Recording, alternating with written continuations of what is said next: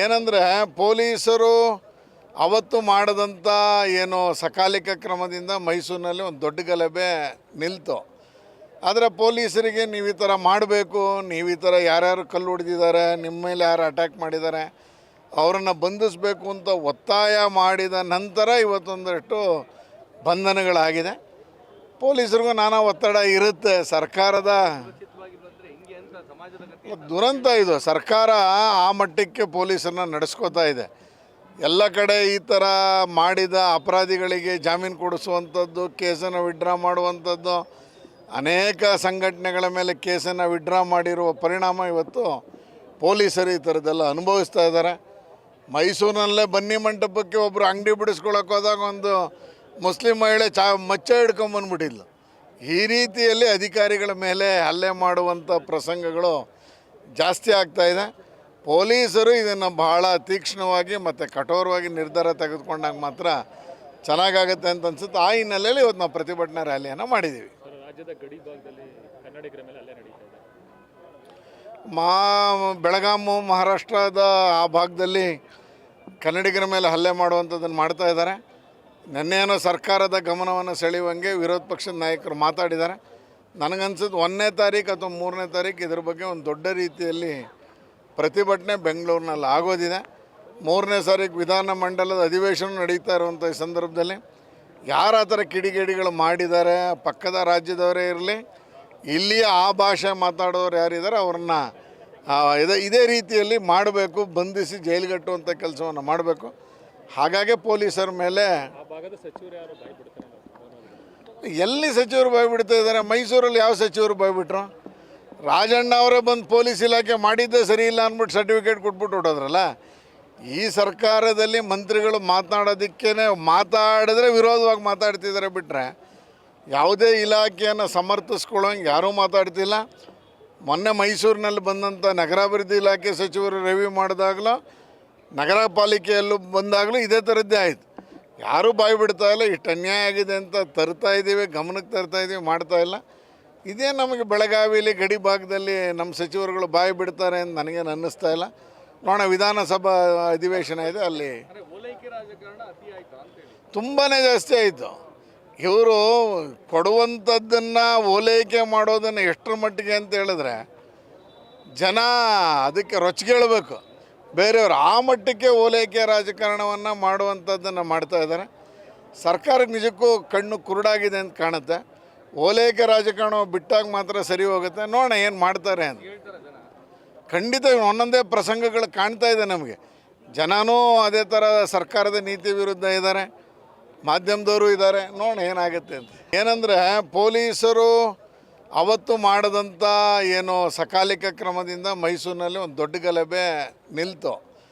ಆದರೆ ಪೊಲೀಸರಿಗೆ ನೀವು ಈ ಥರ ಮಾಡಬೇಕು, ನೀವು ಈ ಥರ ಯಾರ್ಯಾರು ಕಲ್ಲು ಹೊಡೆದಿದ್ದಾರೆ, ನಿಮ್ಮ ಮೇಲೆ ಯಾರು ಅಟ್ಯಾಕ್ ಮಾಡಿದ್ದಾರೆ ಅವರನ್ನು ಬಂಧಿಸಬೇಕು ಅಂತ ಒತ್ತಾಯ ಮಾಡಿದ ನಂತರ ಇವತ್ತೊಂದಷ್ಟು ಬಂಧನಗಳಾಗಿದೆ. ಪೊಲೀಸರಿಗೂ ನಾನಾ ಒತ್ತಡ ಇರುತ್ತೆ. ಸರ್ಕಾರದ ದುರಂತ ಇದು. ಸರ್ಕಾರ ಆ ಮಟ್ಟಕ್ಕೆ ಪೊಲೀಸರನ್ನ ನಡೆಸ್ಕೋತಾ ಇದೆ. ಎಲ್ಲ ಕಡೆ ಈ ಥರ ಮಾಡಿದ ಅಪರಾಧಿಗಳಿಗೆ ಜಾಮೀನು ಕೊಡಿಸುವಂಥದ್ದು, ಕೇಸನ್ನು ವಿಡ್ರಾ ಮಾಡುವಂಥದ್ದು, ಅನೇಕ ಸಂಘಟನೆಗಳ ಮೇಲೆ ಕೇಸನ್ನು ವಿಡ್ರಾ ಮಾಡಿರುವ ಪರಿಣಾಮ ಇವತ್ತು ಪೊಲೀಸರು ಈ ಥರದ್ದೆಲ್ಲ ಅನುಭವಿಸ್ತಾ ಇದ್ದಾರೆ. ಮೈಸೂರಿನಲ್ಲೇ ಬನ್ನಿ ಮಂಟಪಕ್ಕೆ ಒಬ್ಬರು ಅಂಗಡಿ ಬಿಡಿಸ್ಕೊಳಕ್ಕೆ ಹೋದಾಗ ಒಂದು ಮುಸ್ಲಿಂ ಮಹಿಳೆ ಮಚ್ಚ ಹಿಡ್ಕೊಂಬಂದ್ಬಿಟ್ಟಿದ್ಲು. ಈ ರೀತಿಯಲ್ಲಿ ಅಧಿಕಾರಿಗಳ ಮೇಲೆ ಹಲ್ಲೆ ಮಾಡುವಂಥ ಪ್ರಸಂಗಗಳು ಜಾಸ್ತಿ ಆಗ್ತಾಯಿದೆ. ಪೊಲೀಸರು ಇದನ್ನು ಬಹಳ ತೀಕ್ಷ್ಣವಾಗಿ ಮತ್ತು ಕಠೋರವಾಗಿ ನಿರ್ಧಾರ ತೆಗೆದುಕೊಂಡಾಗ ಮಾತ್ರ ಚೆನ್ನಾಗಾಗುತ್ತೆ ಅಂತ ಅನ್ಸುತ್ತೆ. ಆ ಹಿನ್ನೆಲೆಯಲ್ಲಿ ಇವತ್ತು ನಾವು ಪ್ರತಿಭಟನಾ ರ್ಯಾಲಿಯನ್ನು ಮಾಡಿದ್ದೀವಿ. ರಾಜ್ಯದ ಗಡಿ ಭಾಗದಲ್ಲಿ ಕನ್ನಡಿಗರ ಮೇಲೆ ಹಲ್ಲೆ ನಡೀತಾ ಇದೆ. ಬೆಳಗಾಂ ಮಹಾರಾಷ್ಟ್ರದ ಆ ಭಾಗದಲ್ಲಿ ಕನ್ನಡಿಗರ ಮೇಲೆ ಹಲ್ಲೆ ಮಾಡುವಂಥದ್ದನ್ನು ಮಾಡ್ತಾ ಇದ್ದಾರೆ. ನಿನ್ನೇನೋ ಸರ್ಕಾರದ ಗಮನವನ್ನು ಸೆಳೆಯುವಂಗೆ ವಿರೋಧ ಪಕ್ಷದ ನಾಯಕರು ಮಾತಾಡಿದ್ದಾರೆ. ನನಗನ್ಸುತ್ತೆ 1ನೇ ತಾರೀಕು ಅಥವಾ 3ನೇ ತಾರೀಕು ಇದ್ರ ಬಗ್ಗೆ ಒಂದು ದೊಡ್ಡ ರೀತಿಯಲ್ಲಿ ಪ್ರತಿಭಟನೆ ಬೆಂಗಳೂರಿನಲ್ಲಿ ಆಗೋದಿದೆ. 3ನೇ ತಾರೀಕು ವಿಧಾನಮಂಡಲದ ಅಧಿವೇಶನ ನಡೀತಾ ಇರುವಂಥ ಈ ಸಂದರ್ಭದಲ್ಲಿ ಯಾರು ಆ ಥರ ಕಿಡಿಗೇಡಿಗಳು ಮಾಡಿದ್ದಾರೆ, ಪಕ್ಕದ ರಾಜ್ಯದವರೇ ಇರಲಿ, ಇಲ್ಲಿಯ ಆ ಭಾಷೆ ಮಾತಾಡೋರು ಯಾರಿದ್ದಾರೆ ಅವ್ರನ್ನ ಇದೇ ರೀತಿಯಲ್ಲಿ ಮಾಡಬೇಕು, ಬಂಧಿಸಿ ಜೈಲಿಗಟ್ಟುವಂಥ ಕೆಲಸವನ್ನು ಮಾಡಬೇಕು. ಹಾಗಾಗಿ ಪೊಲೀಸರ ಮೇಲೆ ಎಲ್ಲಿ ಸಚಿವರು ಬಾಯ್ಬಿಡ್ತಾ ಇದ್ದಾರೆ? ಮೈಸೂರಲ್ಲಿ ಯಾವ ಸಚಿವರು ಬಾಯ್ಬಿಟ್ರು? ರಾಜಣ್ಣ ಅವರೇ ಬಂದು ಪೊಲೀಸ್ ಇಲಾಖೆ ಮಾಡಿದ್ದೇ ಸರಿ ಇಲ್ಲ ಅಂದ್ಬಿಟ್ಟು ಸರ್ಟಿಫಿಕೇಟ್ ಕೊಟ್ಬಿಟ್ಟು ಹೊಟ್ಟೋದ್ರಲ್ಲ. ಈ ಸರ್ಕಾರದಲ್ಲಿ ಮಂತ್ರಿಗಳು ಮಾತಾಡಿದ್ರೆ ವಿರೋಧವಾಗಿ ಮಾತಾಡ್ತಿದ್ದಾರೆ ಬಿಟ್ಟರೆ ಯಾವುದೇ ಇಲಾಖೆಯನ್ನು ಸಮರ್ಥಿಸ್ಕೊಳ್ಳೋಂಗೆ ಯಾರೂ ಮಾತಾಡ್ತಿಲ್ಲ. ಮೊನ್ನೆ ಮೈಸೂರಿನಲ್ಲಿ ಬಂದಂಥ ನಗರಾಭಿವೃದ್ಧಿ ಇಲಾಖೆ ಸಚಿವರು ರಿವ್ಯೂ ಮಾಡಿದಾಗಲೂ ನಗರ ಪಾಲಿಕೆಯಲ್ಲೂ ಬಂದಾಗಲೂ ಇದೇ ಥರದ್ದೇ ಆಯಿತು. ಯಾರೂ ಬಾಯಿ ಬಿಡ್ತಾ ಇಲ್ಲ. ಇಷ್ಟು ಅನ್ಯಾಯ ಆಗಿದೆ ಅಂತ ತರ್ತಾ ಇದ್ದೀವಿ, ಗಮನಕ್ಕೆ ತರ್ತಾ ಇದ್ದೀವಿ, ಮಾಡ್ತಾ ಇಲ್ಲ. ಇದೇ ನಮಗೆ ಬೆಳಗಾವಿಲಿ ಗಡಿ ಭಾಗದಲ್ಲಿ ನಮ್ಮ ಸಚಿವರುಗಳು ಬಾಯಿ ಬಿಡ್ತಾರೆ ಅಂತ ನನಗೇನು ಅನ್ನಿಸ್ತಾ ಇಲ್ಲ. ನೋಡೋಣ, ವಿಧಾನಸಭಾ ಅಧಿವೇಶನ ಇದೆ, ಅಲ್ಲಿ ತುಂಬಾ ಜಾಸ್ತಿ ಆಯಿತು. ಇವರು ಕೊಡುವಂಥದ್ದನ್ನು ಓಲೈಕೆ ಮಾಡೋದನ್ನು ಎಷ್ಟರ ಮಟ್ಟಿಗೆ ಅಂತ ಹೇಳಿದ್ರೆ ಜನ ಅದಕ್ಕೆ ರೊಚ್ಚಿಗೇಳಬೇಕು. ಬೇರೆಯವರು ಆ ಮಟ್ಟಕ್ಕೆ ಓಲೈಕೆ ರಾಜಕಾರಣವನ್ನು ಮಾಡುವಂಥದ್ದನ್ನು ಮಾಡ್ತಾ ಇದ್ದಾರೆ. ಸರ್ಕಾರಕ್ಕೆ ನಿಜಕ್ಕೂ ಕಣ್ಣು ಕುರುಡಾಗಿದೆ ಅಂತ ಕಾಣುತ್ತೆ. ಓಲೈಕೆ ರಾಜಕಾರಣ ಬಿಟ್ಟಾಗ ಮಾತ್ರ ಸರಿ ಹೋಗುತ್ತೆ. ನೋಡೋಣ ಏನು ಮಾಡ್ತಾರೆ ಅಂತ. ಖಂಡಿತ ಒಂದೊಂದೇ ಪ್ರಸಂಗಗಳು ಕಾಣ್ತಾ ಇದೆ ನಮಗೆ. ಜನನೂ ಅದೇ ಥರ ಸರ್ಕಾರದ ನೀತಿ ವಿರುದ್ಧ ಇದ್ದಾರೆ, ಮಾಧ್ಯಮದವರು ಇದ್ದಾರೆ. ನೋಡೋಣ ಏನಾಗುತ್ತೆ ಅಂತ. ಏನಂದರೆ ಪೊಲೀಸರು ಅವತ್ತು ಮಾಡದಂಥ ಏನು ಸಕಾಲಿಕ ಕ್ರಮದಿಂದ ಮೈಸೂರಿನಲ್ಲಿ ಒಂದು ದೊಡ್ಡ ಗಲಭೆ ನಿಲ್ತು.